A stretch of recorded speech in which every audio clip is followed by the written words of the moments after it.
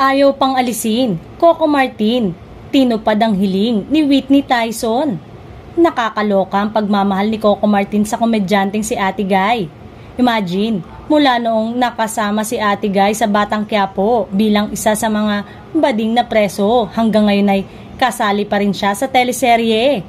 At ang nakakaloka, iba na naman ang role niya na bagamat bading pa rin, pero kasama na siya sa grupo ni Coco na puro palaban sa bakbakan. Kasama nga si Ate Guy bilang si Elsa sa mission ni Tanggol.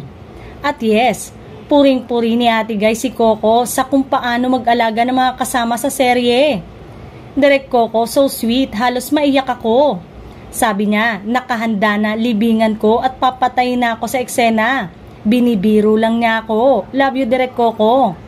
I love Batang Quiapo, sabi ni Ate Guy. Samantalang, bukod kay Ate Guy, heto nga at nabigyan din ng trabaho ang komedyanteng si Whitney Tyson na nananawagan kamakailan na gusto niyang magtrabaho o pagkakakitaan. At yun nga, heto at may trabaho na siya.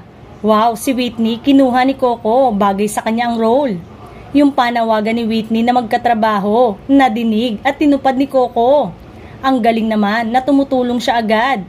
Dream come true talaga kay Whitney dahil napanood ko ang interview sa kanya na kailangan niya ng trabaho. Whitney Tyson is back. Salamat kay Coco.